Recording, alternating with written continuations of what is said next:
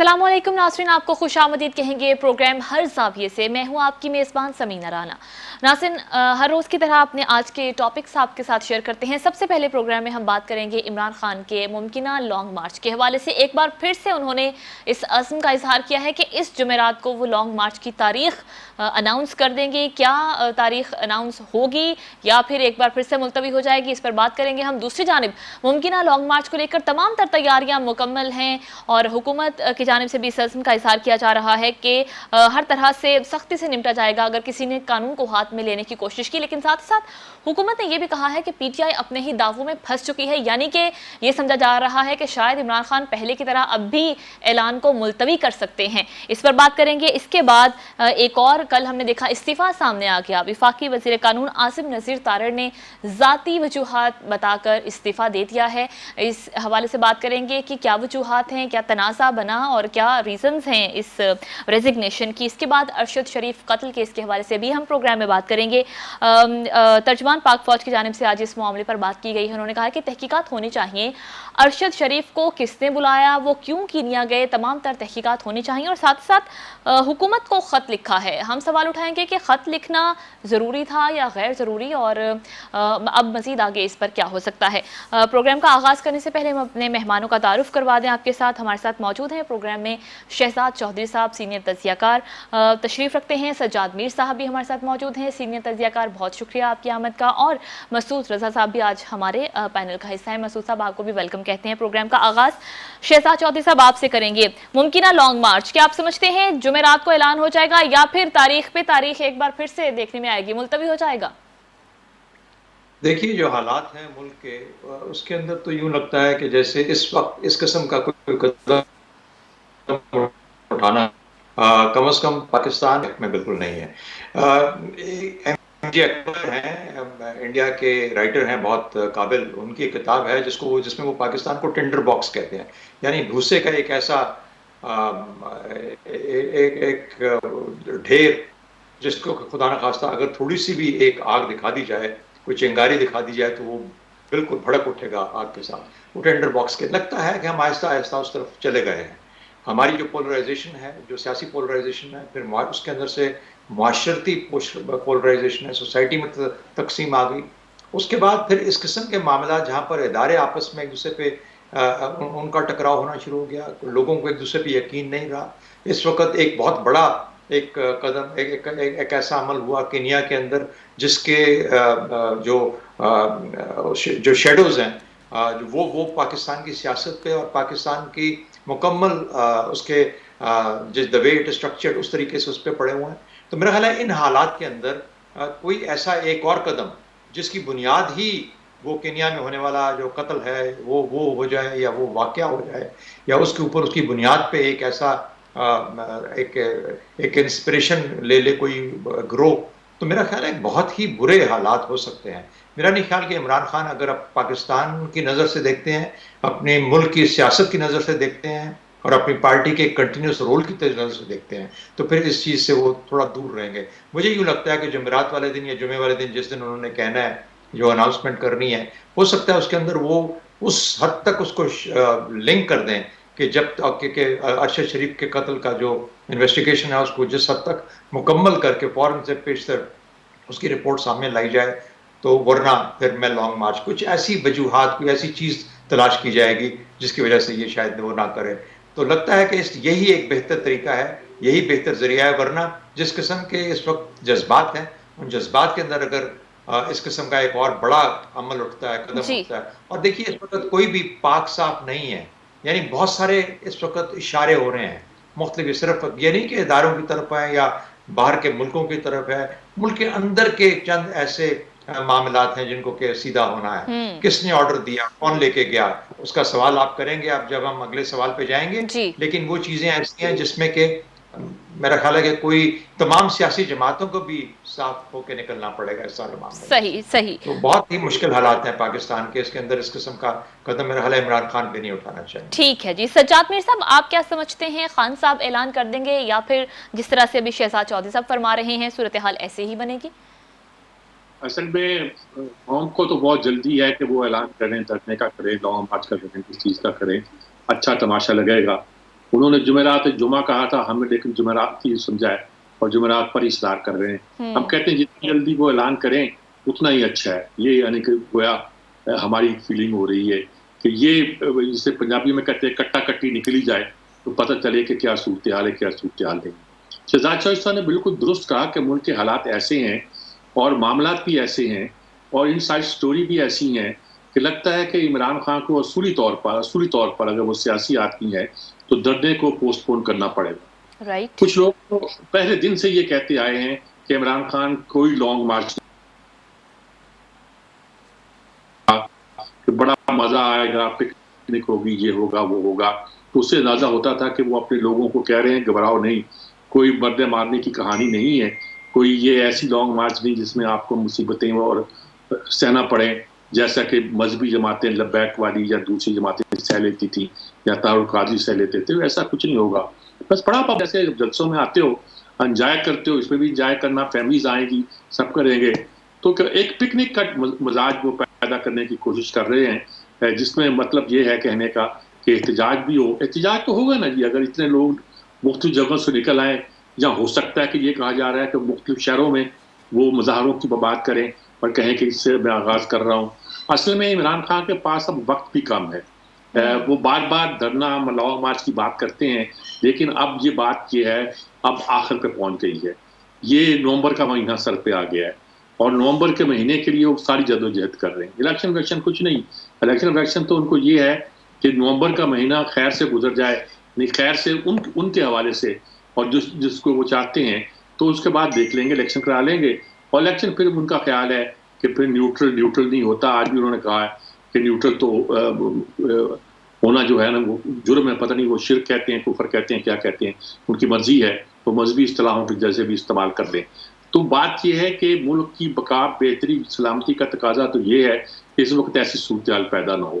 لیکن اگر عمران خان کے پاس دوسری طرف یہ مسئلہ کھڑا ہوا ہے کہ اگر اب بھی وہ کسی بات کا اعلان نہیں کرتے تو پھر میرا خیال میں ان پہ بہت انگلیاں اٹھیں گی اور ان کے پاس وقت نکلتا دکھائی دے گا. ہو سکتا ہے کہ ایسی صورت میں کوئی مڈ وے کا رستہ نکل آئے، ہو سکتا ہے کوئی مذاکرات کی شکل نکل آئے، ہو سکتا ہے کہ کوئی وہ ایسا اعلان کرے جو لانگ مارچ کا متبادل ہو، اور لیکن یہ کہ ان کی بات بھی رہ جائے اور احتجاج بھی ہو جائے اور جو وہ کرنا چاہتے ہیں، پریشرائز کرنا چاہتے ہیں، وہ بھی جاری رہے. میں کچھ نہیں کہہ سکتا لیکن عمران کے بارے میں پروڈکٹ کرنا جو ہے آسان کام نہیں ہے. تو اس کے لیے ہمیں سجاد میر صاحب جمعرات کا انتظار کرنا پڑے گا یا جمعے کا، آپ یہ کہہ رہے ہیں؟ ٹھیک ہے، انتظار کر لیتے ہیں. بالکل ٹھیک ہے. مسعود رضا صاحب آپ کی جانب آؤں گی، آپ کیا سمجھتے ہیں؟ سجاد میر صاحب کی بات کو آگے بڑھاؤں گا.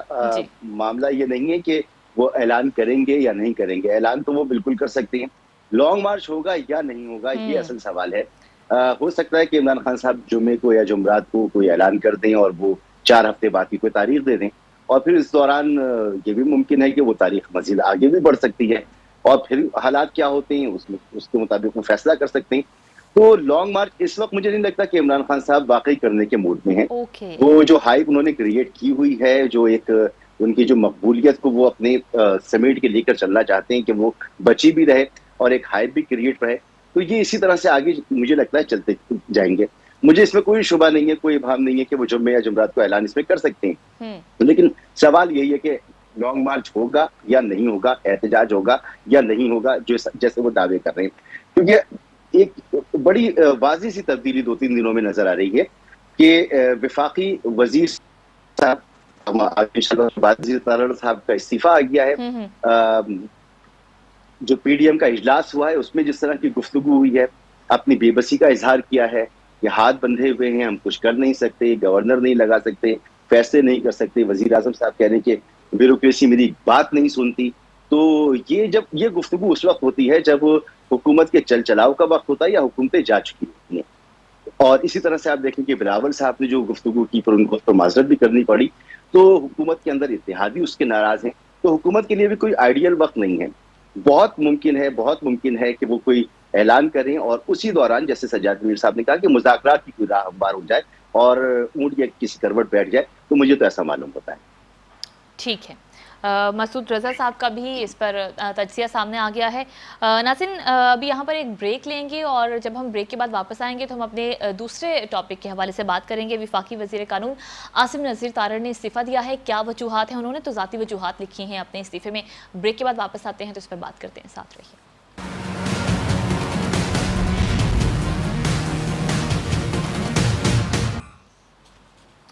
بریک کے بعد ناظرین ایک بار پھر سے آپ کو خوش آمدید کہیں گے پروگرام میں۔ اب ہم بات کریں گے وفاقی وزیر قانون عاصم نذیر تارڑ کے استعفے کے حوالے سے، کیا وجوہات ہیں؟ انہوں نے اپنے ہاتھ سے لکھا ہوا جو استعفیٰ ہے صدر مملکت کو بھجوایا، اس میں ذاتی وجوہات کا ذکر کیا گیا ہے۔ ججز کی تقرری، جوڈیشل کمیشن کا اجلاس، تنازع اصل میں کیا بنا، کیا وجوہات بنی اس استعفے کی، بات کر لیتے ہیں اپنے پینلسٹ سے۔ سجاد میر صاحب، سب سے پہلے آپ کا تجزیہ لینا چاہیں گے، آپ کیا سمجھتے ہیں کیا وجوہات ہیں استعفے کی؟ دیکھیں، انہوں نے تو ذاتی وجوہ بیان کی ہے، اور عام طور پر مقبول آدمی، سمجھدار آدمی، سنجیدہ آدمی جو ہوتے ہیں وہ استعفیٰ دیتے ہوئے یہی کہتے ہیں، اپنے اختلافات کا اظہار نہیں کرتے۔ اور یہ خاندانی طور پر رفیق تارڑ کے خاندان جو ہے یہ مسلم لیگی ہے، بہت پکا قسم کا، بہت لائلسٹ ہے، کوئی شک نہیں کیا جا سکتا کہ یہ پارٹی سے کوئی ہٹ کر ان کو نقصان پہنچانے کے لیے کوئی فیصلہ کرے۔ آج وہ بیان آیا بعد کے صدر کا، ان کا بیان آیا ہے، وہ بہت امپورٹنٹ ہے۔ انہوں نے کہا یہ اصولی آدمی تھے، بڑے قانونی آدمی تھے اور اصولوں پہ کام کرتے تھے۔ ان کا خیال ہے، غالباً ان کی معلومات ہوگی یا کیا ہوگا، یا ان کا خیال ہوگا کہ انہوں نے استعفیٰ جو دیا ہے وہ اس بات پہ دیا ہے کہ ججوں کی تقرری کا جو مسئلہ تھا اس میں حکومت کے کہنے پر انہیں اور صاحب کو جو اٹارنی جنرل ہے ووٹ دینا پڑا۔ کچھ جج وہ ایک طرف تھے، چیف جسٹس ایک طرف تھے، اور لگتا یہ تھا کہ یہ تو فائتیسا اور منصور علی اور شاید ایک اور مسعود طارق، کیا نام، ہاں مسعود طارق کی، ان ججوں کے ساتھ جو مخالفت کر رہے تھے ان لوگوں کی تقرری کے، یہ ان کا ساتھ دیں گے، اور ساتھ دیا تھا پچھلی بار۔ اور اس بار یہی ہوا کہ انہی ججوں کو حکومت کے ارکان نے ووٹ دے دیا حکومت کے کہنے پر۔ کیوں ہوا، کیا نہیں ہوا، اب کچھ کہا نہیں جا سکتا، لیکن چیف جسٹس نے کہا تھا کہ ہم نے چونکہ فیصلہ دیا تھا پنجاب گورنمنٹ کے خلاف تو شاید حکومت ناراض تھی، اس لیے حکومت نے نمائندوں نے ہمارے خلاف ووٹ دیا۔ لیکن کہا جا رہا ہے کہ بھئی سینیارٹی کی بیس پر آپ منتخب کریں لوگوں کو۔ صرف ایک آدمی دیا گیا اور وہ چیف جسٹس اسلام آباد ہائی کورٹ کے ہیں عدل من اللہ، ان کو اس میں شامل کیا گیا۔ باقی لسٹ وہی تھی، لائن وہی تھی، 5 کی بجائے 4 جج تھے، ایک پر زیادہ اعتراض ہوگا ڈراپ کر دیا گیا تھا، اور ان میں سے بھی 2 وہ ہو گئے ہیں، ایک یہ ہو گئے ہیں۔ سپریم کورٹ میں ابھی 5 ججوں کی استعفیاں موجود ہیں۔ یہ کنٹروورسی سپریم کورٹ کی تاریخ میں پہلی بار پیدا ہوئی ہے، اور اس بات کا اعلان کرتی ہے کہ غالباً سپریم کورٹ میں ججوں کی تقرری کے طریقہ کار کے بارے میں کچھ اور طرح سوچنا پڑے گا۔ انہوں نے پہلے سوچا تھا افتخار چودھری کے زمانے میں کہ اس کے بعد ایک پارلیمانی کمیٹی کے پاس جائے گا، وہ اگر ریجیکٹ کر دیتی ہے تو سمجھا تھا کہ ریجیکٹ ہو گیا، لیکن وہ دوبارہ سپریم کورٹ کے پاس آتا ہے اپیل کی صورت میں، اور سپریم کورٹ اس کو اپروو کر دیتی ہے۔ تو اس کا مطلب تھا کہ سارا کام جو سپریم کورٹ کے ہاتھ میں آ گیا۔ اب پہلی بار نظر یہ بھی آیا ہے کہ عدالت کے اندر، سپریم کورٹ کے اندر، ہماری اعلیٰ عدلیہ کے اندر، عدالت عظمیٰ کے اندر ڈویژن ہے۔ سپریم کورٹ کے چیف جسٹس کو وہ لوگ کہتے ہیں کہ چیف جسٹس سپریم کورٹ نہیں ہوا کرتا، بلکہ سپریم کورٹ کے لیے ہر جج سپریم کورٹ کا حصہ ہے۔ تو اس طرح کی جو صورتحال پیدا ہوئی ہے یہ یقیناً تشویشناک بھی ہے، اور اگر تارڑ صاحب نے اس بات پہ استعفیٰ دیا ہے تو بڑی ہمت کی بات کی ہے، بڑی ضرورت کی بات کی ہے۔ کل کوئی آسمان جیلانی کے سیمینار میں شاید کسی نے کوئی نعرے بھی لگائے ہوں گے، اس کانفرنس کی بھی اپنی ایک رنگ ڈنگ ہے، وہ میں کچھ کمنٹ نہیں کرنا چاہتا، بہت لوگ اس کے مداح ہیں یا فالوورز ہیں یا کہتے ہیں، میں اس پہ کمنٹ نہیں کرنا چاہتا، لیکن اس کانفرنس میں کچھ نعرے لگے یا کچھ کہا گیا کہ آپ نے یہ کریں، شاید اس سے بھی یہ غصے میں تھے یا دل برداشت تھے یا کیا ہے، اور نتیجہ یہ نکلا ہے کہ انہوں نے استعفیٰ دے دیا ہے۔ اور اس حوالے سے انہوں نے ٹویٹ بھی کیا تھا، استعفے سے پہلے ٹویٹ بھی آیا تھا سجاد میر صاحب اسی بارے میں۔ جی اور ٹویٹ تو ان کا تھا، ویسے بھی انہوں نے گفتگو کرتے ہوئے کہا تھا کہ بھی اگر مجھے اپنی رائے کی بجائے سرکاری موقف کو بیان کرنا پڑا تو میں وہی بیان کروں گا، کیونکہ میں باؤنڈ ہوں حکومت کے موقف کو بیان کرنے کا، میرا مینڈیٹ وہی ہے۔ لیکن میری رائے جو ہے وہ مختلف ہو سکتی ہے. رائٹ. شہزاد چودھری صاحب, آپ کیا سمجھتے ہیں, تنازع اعظم نذیر تارڑ کو لے ڈوبا؟ نہیں, میں سمجھتا ہوں کہ اعظم نذیر تارڑ تو ایک سمٹم ہے, میرا خیال ہے وہ اصل جو مسئلہ ہے وہ کہیں اور ہے. دیکھیے ہمارا ملک, میں پہلے ذکر کر رہا تھا کہ سیاست تو بالکل آپس میں ڈیوائڈ ہو چکی ہوئی ہے اور خطرناک ہے. پارلیمنٹ نہیں چل پاتی, پچھلے 4-5 سال سے نہیں چلی, اور جو حالات ہیں وہ ہمارے سامنے ہیں. نہ معیشت سنبھالی جا رہی ہے, نہ کوئی لیجسلیشن ہو رہی ہے, یہ معاملات ساری اپنی جگہ پہ. اب اگر ہم اپنے اداروں کو بھی تفریق کی نظر سے دیکھتے ہیں اور تفریق ہوتے ہوئے نظر آتے ہیں, تقسیم ہوتے ہوئے نظر آتے ہیں, پھر بہت ہی خطرناک بات ہے. چاہے وہ ادارے جوڈیشری کے ہوں, آپ کے افواج کے ہوں, یا کسی اور جگہ کے ہوں, اور آپ کو یہ بیماری آہستہ آہستہ وہاں پر یہ اثرات سرایت کرتے نظر آتے ہیں.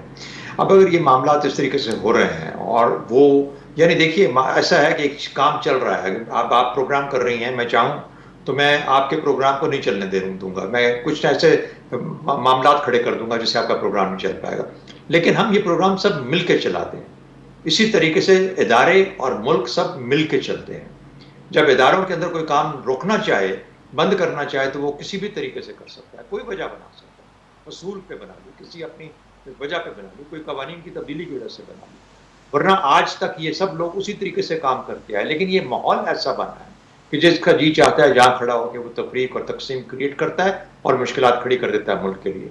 تو یہ وہ حالات ہیں جو کہ باقی ملکوں میں تو چلیں, عرب سپرنگ آہستہ آہستہ آیا, ہمارے ہاں یکدم ایک دم سے لگتا ہے کہ ہر طرف سے آن گھیرا ہے ہمیں. تو میں اعظم نذیر تارڑ صرف ایک اس کا ایک چھوٹا سا ایک سمبل ہے, ایک اشارہ ہے, وہ تو چلے نکل گیا سائڈ پہ, کیونکہ یہ اس کو کہا جا رہا ہے کہ پارٹی کی بات پہ بات کی, پارٹی نے ایڈوائز کیا, اس کے مطابق پھر آپ کے وزراء ہیں جو اس وقت یہ کہہ رہے ہیں کہ جی ہم تو وہ نہیں کر پا رہے جو ہمیں کرنا چاہیے, تو آپ بیٹھے کیوں ہیں, الیکشن کیوں نہیں اناؤنس کرتے, کیا وجہ ہے؟ آج سوال کھڑا کرنا چاہیے ہم لوگوں کو. یہ پارٹی کے جو لوگ, جو حکومت کے لوگ یہ معاملات کھڑے کرتے ہیں, کیا وجہ ہے کہ وہ آج حکومت میں بیٹھے ہیں؟ نہیں بیٹھنا چاہیے, الیکشن اناؤنس کرو فوراً, 3 مہینے میں کر لو, 2 میں کرو, لیکن کرو انٹرم گورنمنٹ کو ہینڈ اوور کرو, اور پھر یہاں سے نکلے اور پھر دوبارہ مینڈیٹ کے ساتھ ہے. میرا خیال ہے ہم احساس نہیں کرتے کہ یہ ملک کس طرف جا رہا ہے. لاہور کے واقعے کے کل ایونٹ کا ذکر ہوا, یا یہ پہلی مرتبہ ہوا ہے, اور کس ماحول میں کیا جا رہا ہے, کیسے ماحول میں, کیسے ماحول میں, جبکہ اس ملک کے اوپر ایک باہر کسی اور ملک سے آفت آن پڑی ہے. کوئی سوچ نہیں آتی, کسی کو خیال نہیں آتا. یہ لوگ پاکستانی نہیں ہیں, یہ کس ملک کو بلانگ کرتے ہیں یہ لوگ. میرا خیال ہے کہ ان کو سوچنا چاہیے اپنے عمل سے اور اپنی قول سے اور اپنی آواز سے, اپنی زبان سے, کہ ہم کتنا نقصان پہنچاتے ہیں اس ملک کو. رہیں گے تو آگے چلیں گے, لیکن یہ بغض معاویہ کے اندر یہ سب کچھ کرتے ہیں, اور یہ بغض معاویہ کا جو طریقہ ہے اس کو بند ہونا چاہیے ملک کے اندر. ٹھیک ہے, مسعود رضا صاحب آپ کی کیا رائے ہے؟ جی بالکل, جیسے ججز کی تقرری والا معاملہ ہے وہ بالکل اپنی جگہ ہے, اور اس میں حکومت نے اپنی پوزیشن تبدیل کی ہے, اس پر ان پر یقینی طور پر تنقید تو ہو رہی ہے. لیکن یہ آسما جہانگیر کانفرنس والا جو معاملہ ہے, اور اس سے پہلے جو ان کا ٹویٹ ہے, یہ بڑے معنی خیز ہے. ان کو وہ گفتگو وہاں پر کرنی پڑی جو وہ وہاں پر نہیں کرنا چاہتے تھے, اور وہاں پر جو گفتگو کی گئی وہ کسی بھی طور پر مناسب گفتگو نہیں تھی, نہایت غیر مناسب گفتگو تھی. تقریریں کی گئیں, اہم شخصیات کے سامنے تقریریں کی گئیں, نعرے لگائے گئے, اور بالکل غیر ضروری چیزیں تھیں جو وہاں پر کی گئی ہیں. اس کا دباؤ یقینی طور پر, کیونکہ آپ وزیر قانون ہیں, تو بینچ بار اور اپنے حلقے میں تو آپ کو, اپنے اس برادری میں تو آپ کی کچھ سے ہونی چاہیے. مسئلہ یہ ہو گیا ہے کہ حکومت قیام کے بعد سے جو اس کو اداروں کو سیف کرنا چاہیے تھا, کیونکہ اب ادارے تو نیوٹرل ہیں, اور ان کا دعویٰ یہ ہے کہ ہم تو آئے ہی ہیں ایک آئینی تبدیلی کے ذریعے. تو جب آئینی تبدیلی کے ذریعے آ گئے, تو پھر آپ اداروں کو جو لوگ بدنام کر رہے ہیں, جو ان کے اوپر دشنام ترازی کر رہے ہیں, ان کو روکنا تو دور کی بات, آپ خود اس کا حصہ کسی نہ کسی طرح سے نظر آ رہے ہیں. تو یہ جو ٹویٹ تھا یہ بھی اسی سلسلے کی ایک کڑی ہے.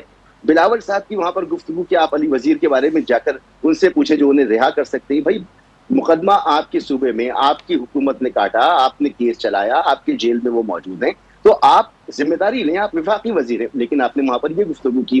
اس کے علاوہ جو انہوں نے ایک بہت ہی متنازع جملہ کہا. پھر اس وقت ذرا حکومت کی سچویشن دیکھیں کہ اسحاق ڈار صاحب جب آئی ایم ایف سے مذاکرات کے لیے گئے تھے, اس وقت تک تو وہ یہ کہہ رہے تھے کہ میں ڈیل کرنا جانتا ہوں, میرا تجربہ ہے, لیکن جب واپس آئے تو وہ مجھے سے معلوم ہو رہے ہیں. پاکستان کا سب سے بڑا مسئلہ یہ ہے کہ اسے اس سال ڈیٹ فائنینسنگ کے لیے وسائل کی ضرورت ہے, اسے قرضے حاصل کرنے ہیں, اپنے قرضوں کو رول اوور کرانا ہے, یہ سب سے بڑا چیلنج ہے. انرجی کا بحران آپ کے سامنے کھڑا ہوا ہے, گیس کا کی قلت ہونے والی ہے ملک کے اندر, ہماری فصلیں نہیں ہوئی ہیں, آپ کو فوڈ سیکیورٹی کا خطرہ ہے, آپ کی دوائیں جو ہیں, دوائیں بنانے والی کمپنیوں نے کہہ دیا آپ کو قیمتیں بڑھانی پڑیں گی ورنہ ہم دوائیں نہیں بنائیں گے. پیناڈول جیسی دوا اور کئی ایسی دوائیں جو اس وقت ملک میں دستیاب نہیں ہے کیونکہ حکومت قیمتیں بڑھانے کے لیے تیار نہیں ہے. تو انرجی سیکٹر میں آپ کسی قسم کا ریلیف دینے کے لیے کی پوزیشن میں اس وقت نہیں ہے. اتنی ٹائٹ صورتحال میں اور اس خاص سیاسی ماحول میں جہاں پر اداروں کو براہ راست مورد الزام ٹھہرایا جا رہا ہے, حکومت کے لیے بہت مشکل ہے کہ وہ اس میں سروائیو کر سکے. اور وہ لوگ جو اصولوں کی سیاست کرنا چاہتے ہیں یا اپنے اصولوں پہ کھڑے رہنا چاہتے ہیں, اعظم نذیر تارڑ صاحب نے شاید واقعی بڑی جرت کا فیصلہ کیا ہے, لیکن یہ جیسے شہزاد چودھری صاحب کہہ رہے تھے, یہ ایک سمٹم ہے, یہ ایک پہلا پتا ہے جو گرا, یا بارش کا ایک خطرہ ہے. صحیح. مجھے نظر آ رہا ہے کہ آنے والے وقت میں صورتحال مزید خراب ہوگی حکومت کے لیے. الیکشن کا اعلان کرنا چاہیے ان کو. ٹھیک ہے جی, مسعود رضا صاحب آپ کا تجزیہ بھی آ گیا. ناظرین, ابھی ایک بریک پہ جانا ہے, اور بریک کے بعد جب ہم واپس آئیں گے تو ارشد شریف قتل کیس کے حوالے سے بات کریں گے. ترجمان پاک فوج کی جانب سے بھی اس بارے میں آج بات کی گئی ہے, اور خاص طور پر جو خط لکھا گیا ہے حکومت کو, کیا یہ ضروری تھا, نہیں ضروری تھا, اس بارے میں رائے اپنے تجزیہ کاروں سے جانیں گے. ایک بریک کے بعد ہمارے ساتھ رہیے گا.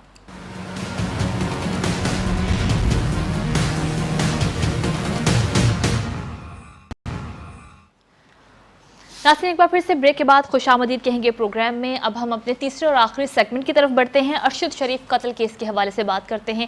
آج اس بارے میں ترجمان پاک فوج کی جانب سے بات کی گئی. انہوں نے کہا کہ تحقیقات ہونی چاہیے, ارشد شریف کو کیوں جانا پڑا, کون فائدہ اٹھا رہا ہے اس سارے معاملے کی. انہوں نے یہ بھی کہا کہ کینیا کے پولیس نے اس غلطی کو تسلیم تو کیا ہے, لیکن بہت سارے سوالات اٹھ رہے ہیں, اور بغیر ثبوت کے الزام تراشی کرنے والوں کے خلاف پوری قانونی کارروائی کی جائے. خط بھی لکھا گیا ہے, کیا خط لکھنا ضروری تھا, غیر ضروری تھا, تجزیہ لیتے ہیں. سب سے پہلے مسعود رضا صاحب آپ کی جانب آؤں گی, آپ کیا سمجھتے ہیں جی ایچ کیو کی جانب سے حکومت کو جو خط لکھا گیا, کیا اس خط کا لکھے جانا ضروری تھا؟ افسوس کی بات ہے, حکومت کو جو کام خود کر لینے چاہیے تھے اس کے لیے ان کو بتایا جا رہا ہے. یعنی کل تک جب مریم اورنگزیب صاحبہ نے پریس کانفرنس کی ہے, اس وقت تک وہی معلومات انہوں نے فراہم کی جو معلومات ہر آدمی کے پاس موجود تھیں. یعنی ارشد شریف صاحب جو ہیں وہ پاکستان میں ایک ٹی وی چینل کے ساتھ معاہدہ کر رہے تھے, وہ اپنے یوٹیوب چینل کی لانچنگ کے حوالے سے لوگوں سے رابطے میں تھے.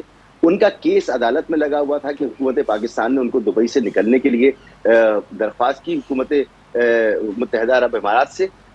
وہ اپنے وکیل سے بھی رابطے میں ہوں گے, وہ اپنے گھر کی بھی خبر گیری رکھتے ہوں گے, تو وہ بہت سارے لوگوں سے رابطے میں تھے اور بہت سے لوگوں نے اس کا ذکر بھی کیا. لیکن کسی کو نہیں پتا کہ وہ دبئی سے نکل کر یونائٹڈ کنگڈم گئے ہیں, لنڈن گئے ہیں, یا وہ ڈائریکٹ کینیا چلے گئے. تو ایسے موقع پر کیا حکومت پاکستان کے لیے بڑا مشکل تھا کہ وہ اپنے سفارت خانے سے اس بات کی کنفرمیشن لے لیتے کہ وہ کب کینیا میں داخل ہوئے.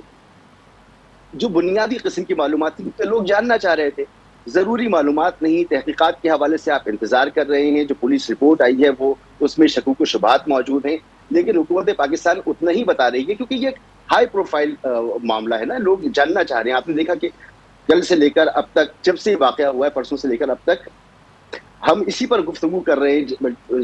تو حکومت کو اپنی ذمہ داری کا احساس ہونا چاہیے تھا, اور ایسے موقع پر جب دشنام ترازیاں کی جا رہی ہوں, ان کو روکنے کے لیے حکومت نے کوئی کردار ادا نہیں کیا. یہ بڑا افسوسناک, جو ہم پچھلے سیگمنٹ میں بات کر رہے تھے, اعظم نذیر تارڑ صاحب کی استعفے کی ایک وجہ ممکنہ طور پر یہ بھی ہو سکتی ہے کہ جو ماحول بنا ہوا ہے اس میں حکومت پرفارم نہیں کر پا رہی. تو یہاں پر ٹوٹل فیلئر ہمیں معلوم ہوا. انویسٹیگیشن بالکل ہوتی رہیں گی, لیکن اگر یہ پتہ چل جاتا کہ وہ کس فلائٹ سے گئے تھے لوگوں کے لیے, کہ کب وہاں پر پہنچے, کس کے پاس رہ رہے تھے, یہ وہ معلومات تھی. پولیس رپورٹ تو آ گئی, لیکن ہمارے سفارت خانے کی رپورٹ کہاں ہے؟ صحیح, وہ بنیادی معلومات کہاں ہیں جو حکومت کو ہمیں فراہم کرنی چاہیے تھی. تو ضروری سمجھا پھر پاک فوج نے کہ خط لکھا جائے. ان کو نہیں لکھنا چاہیے تھا, حکومت کو خود یہ فیصلہ کرنا چاہیے تھا. رائٹ, تجزیہ آ گیا. مسعود رضا صاحب سمجھتے ہیں کہ ضروری تھا. شہزاد چودھری صاحب آپ کی جانب آؤں گی, آپ کیا سمجھتے ہیں کہ جی ایچ کیو کی جانب سے خط لکھا جانا حکومت کو ضروری یا غیر ضروری؟ میرے خیال میں مسعود رضا نے تقریباً تمام بات کہہ دی. میرا صرف یہ میں ایڈ کرنا چاہتا ہوں کہ دیکھیے, سوالات بہت سارے اٹھ گئے ہیں, اور سوالات ایسے اٹھے ہیں کہ جو کہ اب اداروں سے ہٹ کے باقی اینٹیٹیز کی طرف ملک کے اندر بھی جا رہے ہیں. ملک کے باہر بھی موجود ہیں لیکن ملک کے اندر بھی جا رہے ہیں.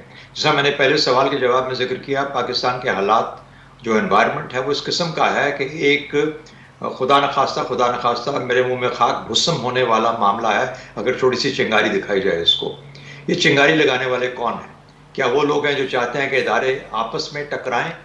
یعنی یہ یاد رکھیے, سیاسی جماعتیں بھی ادارے ہوتی ہیں اور ادارے بھی ادارے ہوتے ہیں, اور ان معاملات کے اندر کون یہ چاہتا ہے کہ پی ٹی آئی کے جو لوگ ہیں ان کے اندر کچھ شکوک و شبہات پیدا ہوں؟ جس قسم کی زبان وہاں پہ استعمال کی جا رہی ہے, کسی کے بھی خلاف کی جا رہی ہو, چاہے وہ حکومت کے, تو یہ کوئی اچھی چیز تو نہیں ہے. اور اس طریقے سے جو دشنام ترازی کا ذکر کیا, یہ وہی دشنام ترازی ہے جس کا عکس آپ نے کل لاہور کے اندر دیکھا. تو یہ وہ معاملات ہیں جو کہ بہت سرپرائزنگلی سامنے ابھر کے سامنے آ رہے ہیں. دیکھنا یہ ہے کہ جو تحقیقات ہوتی ہیں وہ کس ڈیٹیل تک ہوتی ہیں, کتنی تفصیل سے ہوتی ہیں, کتنی فائنلائزڈ ہوتی ہیں, اور ضرور اس کو جوڈیشل کمیشن کے طور پہ, اسی لیے حکومت مجبور ہوئی ہے جوڈیشل کمیشن بنانے کے لیے, ورنہ تو یہ خاموش بیٹھے تھے کہ ٹھیک ہے لڑتے رہے آپس میں, فیصلہ کرتے رہے کہ اچھا کس نے کیا, اس نے اس کو کیا, اس نے اس کو کیا. میرا خیال ہے کہ بہت ہی خطرناک ترین ہم موڑ پہ پہنچ چکے ہیں اپنے قومی سفر کے اندر, اور اس کے اوپر بہت سوچ سمجھ کے جو لوگ پاکستان سے محبت رکھتے ہیں اور پاکستان کی قدر کرتے ہیں اور اس کو اپنا ملک سمجھتے ہیں, ان کو بہت سوچ سمجھ کے بات کرنی پڑے گی. یہ ایسا ایک گھناؤنا کام ہوا ہے جس سے پورا ملک جو ہے خدا نخواستہ وہ چنگاری بن سکتی ہے جو ملک کے اندر آگ لگا ہوئی. ٹھیک, سجاد میر صاحب آپ کیا سمجھتے ہیں؟ اصل بات یہ ہے کہ اس پہ کوئی شک نہیں ہے کہ جو خط آیا ہے وہ غیر معمولی محسوس ہوتا ہے, لیکن غیر معمولی اس لیے وہ خط لکھنا پڑا کیونکہ جو پروپیگنڈا کیا جا رہا ہے, جو باتیں کی جا رہی ہیں, وہ یہ کہا جا رہا ہے کہ گویا پاکستان کی ایجنسیوں نے اس کو مروایا ہے اور اس کی ٹارگٹ کلنگ کی گئی ہے. یعنی اس طرح کی باتیں کی جا رہی ہیں اور بہت ساری جو دشنام ترازی بڑھ کے کی جا رہی ہے. دیکھیے اس سے بہت سی باتیں سامنے آئے گی. ارشد شریف صاحب ایک پوائنٹ آف ویو رکھتے تھے اور اس کے لیے لڑتے تھے, اس کے ڈٹ جاتے تھے, لیکن ان کے ساتھ اور بہت سی باتیں وابستہ تھیں. یہ تھا کہ ان کا ہمارے اداروں سے تعلق ہے, وہ ادارے ان کو فیڈ بھی کرتے ہیں, وہ ادارے ان کو سپورٹ بھی کرتے ہیں, جسے انویسٹیگیٹو جرنلزم کہا جاتا ہے. وہ اداروں کا فیڈ کی ہوئی مواد ہوتا ہے جو بیان کیا جاتا ہے. میں اس طرف جانا نہیں چاہتا, بات کرنا غیر اخلاقی بات ہے, بلکہ مریم نواز نے جو ری ٹویٹ کیا ہے مجھے اس پر بھی بہت غصہ آ رہا ہے مریم پر کہ یہ کیا بات ہوئی. ایک آدمی کا انتقال ہو گیا ہے, ناگہن موت اس کی واقعہ ہوئی ہے, حادثاتی موت واقعہ ہوئی ہے, ہمارے لیے دکھ کی بات ہے. میں نے کئی اینکرز کو دیکھا, کیا مبشر لقمان کو دیکھا, کہ دو چار اور میں نام اب کیا لوں, جو خود ارشد شریف کے بارے میں کچھ دبے لفظوں میں کچھ بات کر رہے تھے. وہ ایسا نہ کیجئے گا کہ کل کلا کو بہت ساری باتیں جو ہیں وہ مرحوم کے بارے میں لوگ کہنا شروع کر دیں اور باتیں سامنے آنی شروع ہو جائے اور کی جائے. پاکستان میں بڑے بولڈلی کام کرتے تھے, لیکن اس بولڈلی کام کرنے کے ساتھ وہ ایک متنازع شخصیت بھی تھے, اور اس میں کوئی حرج نہیں ہوتا کہ ایک آدمی جو کہ اپنی بات کو ڈٹ کے کہنا چاہتا ہے اس پر اگر اختلاف نہیں, بلکہ لوگ تو کہتے ہیں جس سے کوئی اختلاف نہیں کرتا وہ خطرناک آدمی ہے, بلکہ بیہودہ آدمی ہے, لیکن اس سے آپ اسے کوئی اختلاف ہی نہیں کرتا. تو یہ بات ہے. لیکن مجھے لگتا یہ ہے کہ اس پورے چکر میں حامد میر نے ایک اچھی بات کی تھی کہ جب ان کو گولی لگی تھی تو شاید ارشد شریف نے یہ کہا تھا کہ اس بات کو سیاسی نہ بنایا جائے. آج بھی ضرورت اس عمر کی ہے کہ ان کو سیاسی نہ بنایا جائے, ورنہ خام خواہ خدا نہ خواستہ خام خواہ کیچڑ اچھلے گا. اب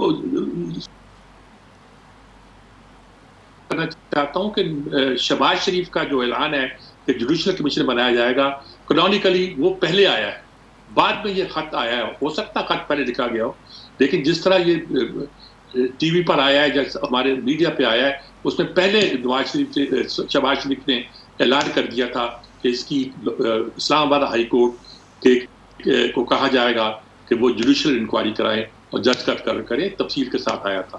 لیکن فوج کی طرف سے یہ بیان آنا, اور جبکہ آئی ایس پی آر بہت سے معاملات پہ اب بات نہیں کرتا, اور یہ کہنا کہ یہ بھی معلوم کرو گیا کیوں تھا. دیکھیں نا, اب وہاں ایک فکرہ آیا تھا, وہ ہمارے میڈیا نے ایسے موقع پہ کہ جو ڈرائیور تھا اس نے کہا کہ مقتول کے بارے میں یہ کہا کہ وہ ڈیولپر تھے. مطلب وہاں وہ باقاعدہ کام کر رہے تھے. ڈیولپر ہونے کا مطلب تھا کہ وہ کوئی اپنی کنسٹرکشن کا کام کر رہے ہوں گے, کچھ کر رہے ہوں گے, کچھ ایسی بات ہوگی. تو بہت ساری باتیں ہوں گی جو پھر کہی جائیں گی, اور کوئی اچھی بات نہیں ہے، اچھی روایت نہیں ہے. مرنے والے نے ہمارے ملک کی مدد کی ہے، اور اگر اس میں کچھ چیزیں نیگیٹو آئی ہیں تو یہ حق ہوتا ہے ہر صحافی کا کہ وہ اپنی بات اس طرح کرے جس طرح وہ کرنا چاہتا ہے. اس وقت میرا خیال میں ایک کو کنٹروورشل بنانا اچھا نہیں ہے. یہ اس کو کنٹروورشل بنانے کا اثر ہے کہ فوج کی طرف سے آیا ہے کہ معلوم کرو کہ ملک سے باہر کیوں گیا تھا. ٹھیک ہے جی. شہزاد چودھری صاحب آپ کچھ کہنا چاہیں گے اس بارے میں؟